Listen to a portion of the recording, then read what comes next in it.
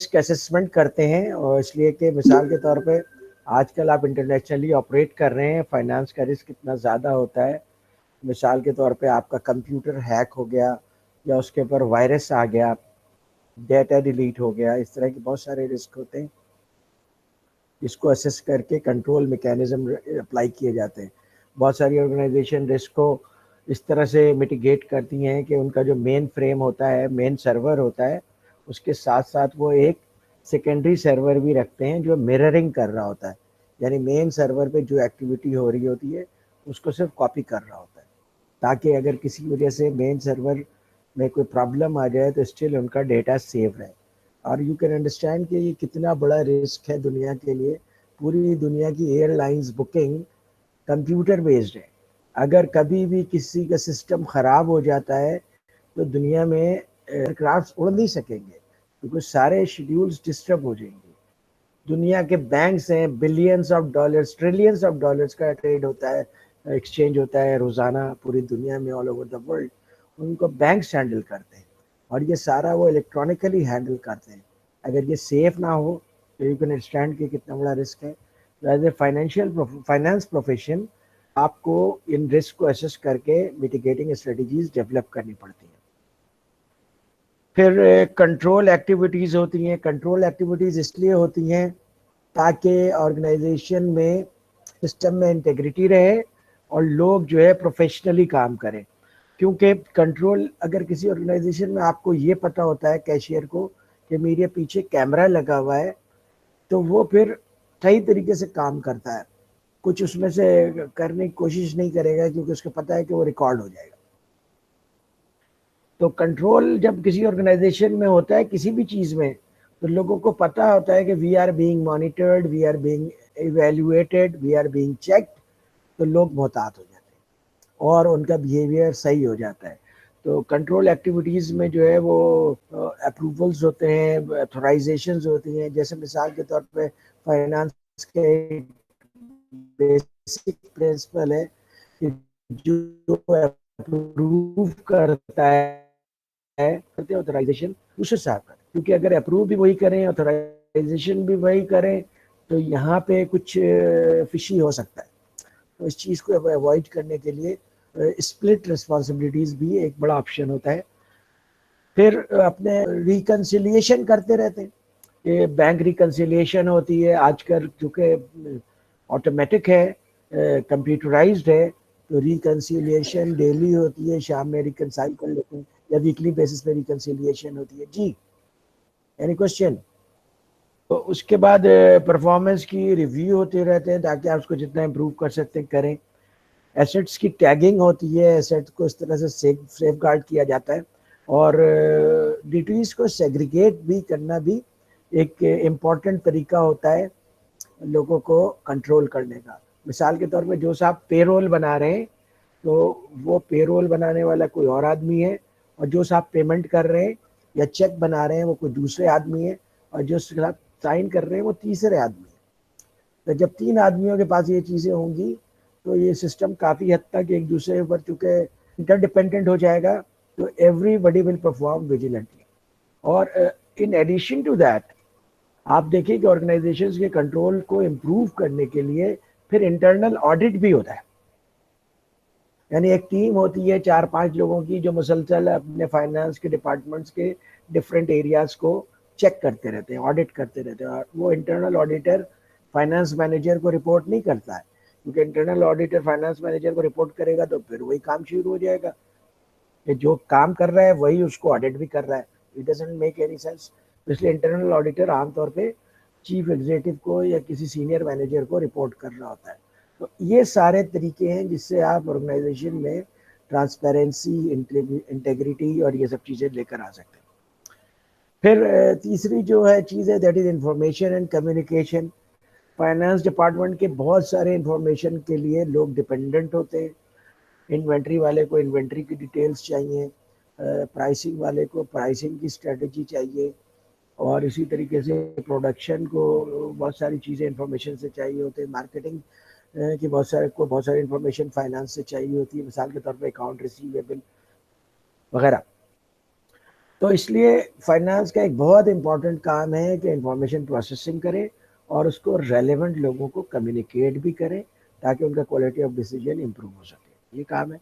और अगर आपको चीज़ें नहीं मिलती हैं तो you need to look into that कि आपको इंफॉर्मेशन क्यों पास ऑन नहीं होती, and you need to make sure कि आपको टाइमली इंफॉर्मेशन पास ऑन हो। इसके लिए परसिस्टेंट फॉलोअप की ज़रूरत होती है, चेस की ज़रूरत होती है। मीटिंग्स में आप उन पॉइंट्स को राइटली ट्रेस करें तो फिर आपके पास इंफॉर्मेशन आना शुरू हो जाएगी। अगर आप इंफॉर्मेशन नहीं आ रही है आपके पास और आप ऑर्गेनाइजेशन में काम कर रहे हैं तो इसकी मिसाल ऐसे ही है जैसे कोई अंधा काम कर रहा हो, उसको नज़र ही नहीं आ रहा, कैसे काम करेगा। तो इसलिए आप लोगों को इंफॉर्मेशन आपकी आंखें हैं, तो you need to find it out. और आप रिक्वेस्ट भी कर सकते हैं जनाब मुझे इस फॉर्मेट में इंफॉर्मेशन दें। आजकल के ज़माने में कोई ये मुश्किल काम नहीं है कि आपके रिक्वायर्ड फॉर्मेट में आपको इंफॉर्मेशन दे दें। और जैसे मैंने आपको बताया था कि मैनेजेरियल अकाउंटिंग तो है ही इसी चीज़ का नाम कि मैनेजर्स को डिसीजन मेकिंग के लिए डेटा प्रोवाइड किए जाए। फिर अगला जो स्टेप है मॉनिटरिंग एक्टिविटीज मॉनिटर करने की वजह से और बहुत सारे इम्प्रूवमेंट्स हुई हैं। और आपकी एक्टिविटीज़, ऑर्गेनाइजेशन की एक्टिविटीज़ सिर्फ इंटरनल लोग मॉनिटर नहीं कर रहे बल्कि एक्सटर्नल ऑर्गेनाइजेशंस भी आपको मॉनिटर कर रहे हैं। For example securities and exchange commission आपको मॉनिटर कर रहा है, आपको स्टॉक एक्सचेंज मॉनिटर कर रहा है अगर आप पब्लिक लिमिटेड कंपनी है, क्योंकि वहाँ पे आप लिस्टेड हैं तो उनकी रिस्पॉन्सिबिलिटी है कि इन कंपनीज के ज़रिए कोई फ्रॉड ना हो। तो आपको टैक्स एजेंसीज मॉनिटर कर रही हैं, आपको इन्वायरमेंटल एजेंसी मॉनिटर कर रही हैं, आपको एनजीओज मॉनिटर कर रहे हैं कि आपकी प्रैक्टिसेस किस तरह की है। तो यू आर अंडर रेडार। और फिर उस इन सब के साथ साथ आपको आपके कस्टमर्स एंड कंज्यूमर्स मॉनिटर कर रहे हैं कि आपकी एथिकल प्रैक्टिसेस हैं या नहीं है, जैसे अभी बात हो रही थी उसके ऊपर। और फिर आपको मीडिया मॉनिटर कर रहा है। तो अगर आप कोई ऐसा काम करते हैं जिसको कि आप शाम 5 बजे की खबर में एक्सप्लेन ना कर सके, then the company is in trouble. तो इन सब चीज़ों की वजह से कि मॉनिटरिंग अब बहुत ज़्यादा बढ़ गई है। You need to be more vigilant on financial matters particularly, क्योंकि फाइनेंशियल मैटर्स ज़्यादा सीरियस लिए जाते हैं। तो दुनिया में जो है ना 2 बड़े स्कैंडल हुए थे 2001 और 2002 में, अमेरिका में ही थे दोनों स्कैंडल्स। एक एनरॉन का स्कैंडल था और एक वर्ल्ड कॉम का स्कैंडल था। आप में से किसी को आइडिया है कि एनरॉन का क्या स्कैंडल था, एनरॉन ने क्या किया था या वर्ल्ड कॉम ने क्या किया था? सर बहुत सारे इन्वेस्टर्स की जो है उन्होंने मतलब सेविंग्स जो है एम्बेजल कर दी थी, बेसिकली सब ज़ाया हो गई थी। बहुत सारे अमेरिकन पछताए थे, यहाँ तक मुझे याद है। एनरॉन का मुझे इतना पता है, दूसरा का क्या पूछा था मुझे याद नहीं है। एंड रिजल्ट तो उसका यही था, यस ऑफ कोर्स। इसी वजह से अब सिक्योरिटीज एंड एक्सचेंज कमीशन वगैरह बहुत विजिलेंट हो गए। एनरॉन एक एनर्जी कंपनी थी, दुनिया की नंबर 1 एनर्जी कंपनी थी, टॉप परफॉर्मेंस थी, कंसिस्टेंसी के साथ वो स्टॉक एक्सचेंज में अच्छे रिजल्ट्स दे रहे थे। उनका जो स्टॉक उस वक्त 2000 में जो उनकी वैल्यू थी वो 96, 97, $98 पे रहती थी उनके स्टॉक की value. One of the most premier company in the world थी। फिर जाहिर है कि आप हमेशा अच्छा परफॉर्म नहीं कर सकते। जब आप अच्छा नहीं परफॉर्म कर सकते तब भी आप ऑनेस्ट रहें, अपने स्टेक होल्डर्स को, शेयर होल्डर्स को आप अप्राइज करें, जनाब इस सिचुएशन में हम जो है यही परफॉर्म कर सकें, इस दफ़ा लॉस हो गया है। आमीन, होता है, लॉस भी होता है जब परफॉर्मेंस नीचे भी जाती है। लेकिन उनके चीफ एग्जीक्यूटिव्स के ईगो इतने बड़े हो गए थे कि वो अपने ईगो की वजह से लॉस को नहीं करना चाह रहे थे, डिस्क्लोज नहीं करना चाह रहे थे। तो उन्होंने बहुत सारी ड्यूबियस प्रैक्टिसेस की। ड्यूबियस प्रैक्टिसेस क्या थी? ये एक बहुत कॉमन प्रैक्टिस होती है, ये भी अभी तक लोग इसको प्रैक्टिस करते हैं। ये बहुत बड़ा मसला है कि आपने मिसाल के तौर पर जून में आपका टारगेट पूरा नहीं हुआ तो आपने डिस्ट्रीब्यूटर से कहा कि भाई तुम मुझसे, कस्टमर से कहा कि आप मुझसे परचेज कर लें, 10% डिस्काउंट ले लें, 20% डिस्काउंट ले लें। ठीक है, वो परचेज कर लेते हैं। तो यहाँ तक तो चलो ठीक है अगर कंपनी को लॉस नहीं हो रहा इतने डिस्काउंट के ऊपर। उसके अलावा मजीद क्या होता है कि जून के बाद जब वो ट्रांजैक्शन क्लोज हो जाती है, वो आपके सेल्स में रिकॉर्ड हो जाता है, तो जुलाई में वो सारे डिस्ट्रीब्यूटर्स आपको रिटर्न करना शुरू कर देते हैं। तो जून तक तो आपने अच्छी परफॉर्मेंस दिखा दी है, अब अगले साल की अगले साल देखी जाएगी। फिर उसके बाद एसेट्स के लिए उन्होंने क्या किया था, ये जो बाज एक्सपेंडिचर्स कर रहे थे उसको एक्सपेंस में रिकॉर्ड करने की बजाय वो उसको रिकॉर्ड कर रहे थे कैपिटल इन्वेस्टमेंट में, एसेट बन रहा था। हालांकि वो एक्सपेंस था, उसको माइनस होना चाहिए था, लेकिन एसेट बनने की वजह से एक तो इनकम स्टेटमेंट में माइनस नहीं हो रहा था और दूसरे आपके बैलेंस शीट में जाके आपके एसेट्स को स्ट्रॉन्ग कर रहा था। ये ऑफ कोर्स ये बिल्कुल गलत प्रैक्टिस थी और जिस तरह की टर्मिनोलॉजीज यूज करते थे वो किसी को नहीं पता होता था कि ये टर्मिनोलॉजी का मतलब क्या है। बस उसका मतलब ये समझते थे कि इसको जाकर के एसेट में ऐड कर दो, एसेट में ऐड कर देते थे। बड़े बड़े वहाँ पे चार्टर्ड अकाउंटेंट्स काम करते थे हजारों की तादाद में, वो ये प्रैक्टिस किए जा रहे थे। फिर उनमें से किसी ने फाइंड आउट किया कि यार ये तो सही नहीं है और ये जो अकाउंटिंग प्रैक्टिस हो रही है ये तो स्टैंडर्ड अकाउंटिंग के मुताबिक नहीं है।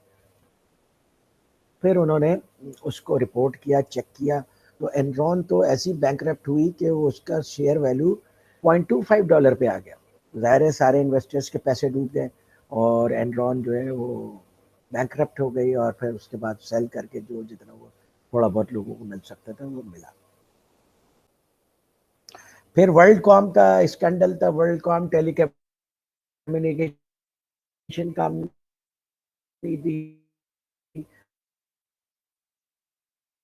आर्थर एंडरसन टॉम, वो भी इनके साथ मिले हुए थे, उनके एक दो डायरेक्टर्स और उनके अकाउंट्स को वेरीफाई कर देते थे।